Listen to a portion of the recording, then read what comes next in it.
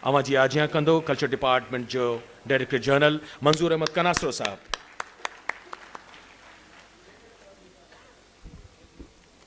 इंतहाई मानवारा साईं सैयद कायम अली शाह जीलानी,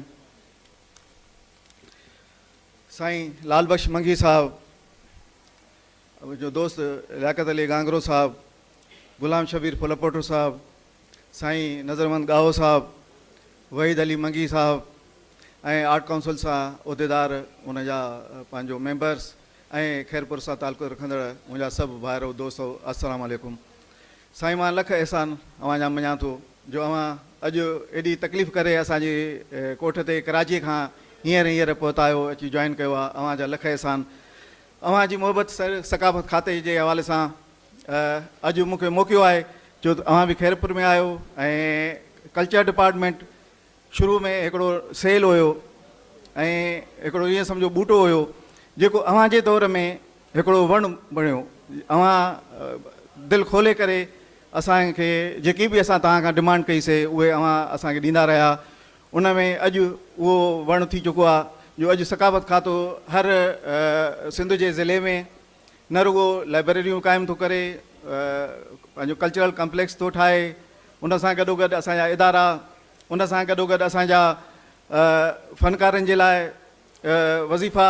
मूंखे यादि आहे, बल्कि मां खैरपुर जे माण्हुनि खे इहो ॿुधाइण थो चाहियां त जॾहिं मुंहिंजो अव्हां डायरेक्टर जनरल जो ऑडर कयो त मां जॾहिं अव्हां वटि आयुसि सलाम करणु ऐं पॉलिसी वठणु, त अव्हां सभ खां पहिरियां मूंखे अल्फाज़ इहे चया त सिंध जे अदीबनि ऐं फ़नकारनि जो ख़्यालु रखिजांइ।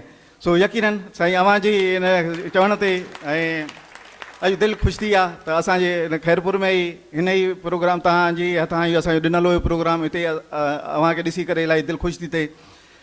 साईं सकाफ़त खाते जे अव्हां जे ई हुकूमत तहत अदीबनि ऐं शाइरनि जे हवाले सां इहो आहे त असां 800 अदीबनि खे वज़ीफ़ो ॾींदा आहियूं मंथली, 50,000 रुपया महीने में ऐं साल में असां उनखे गॾिजी करे ॾींदा आहियूं।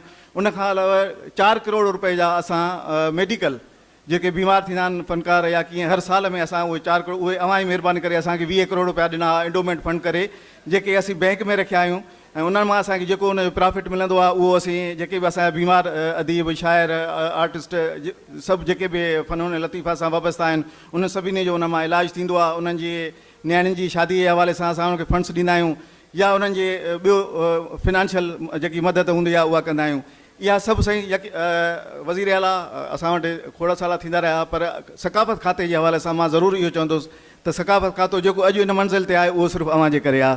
इहे अव्हां जा लफ़्ज़, अव्हां जूं इहे असांजे किताबनि में महफ़ूज़ आहिनि। इहा ईंदड़ नसुल यकीनन इहे शयूं ॾिसंदो।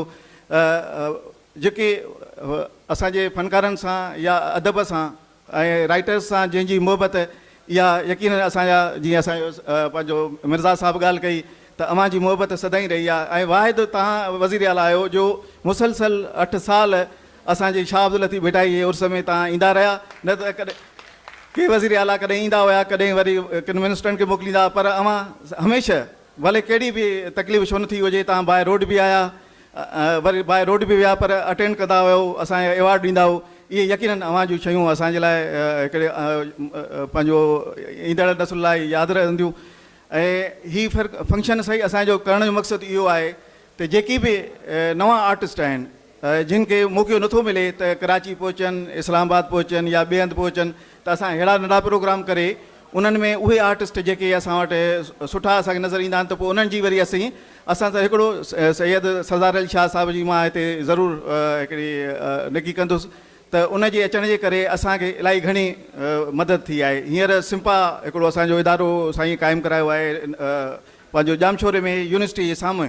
उते असां जेके बि अहिड़ा असांजा यंग आर्टिस्ट अचनि था उन्हनि खे उते उनजी ट्रेनिंग ॾिजे थी, भले हर साज़ जी हुजे, राग जी हुजे या ड्रामे जी हुजे। ऐं 2-3 सालनि खां जेको असां वटि ड्रामो माज़ीअ में असां वटि बिल्कुलु ख़तमु थी चुको हो, हाणे असां हर साल ड्रामा फेस्टिवल बि कयूं पिया, जेको कराची में बि कंदा आहियूं ऐं ॿियनि ज़िलनि में बि थींदो आहे। उन में नवां असांजा जेके अदाकार दोस्त पैदा था थियनि उहे इंशाअल्लाह अॻिते हली करे कंदा। ऐं न रुगो इहो असां हिते सिंध में, पाकिस्तान में, पर हर साल असां 4-5 मुल्कनि में पंहिंजा आर्टिस्ट असां मोकिलींदा आहियूं कल्चरल ट्रुपे जी सूरत में। ऐं उहे उते वञी पंहिंजो सकाफ़त पेश कंदा आहिनि ऐं इंतिहाई दाद हासिलु कंदा आहिनि। चवण लाइ तमामु घणियूं शयूं आहिनि, पर टाइम जे हवाले सां मां अव्हांजो वरी बि एहसान मञां थो। अव्हां तकलीफ़ करे असां वटि आया। अलाह तव्हांखे ख़ुशि रखे ऐं हमेशह तव्हांजो सायो असांजे मथां क़ाइमु रहे। लख एहसान।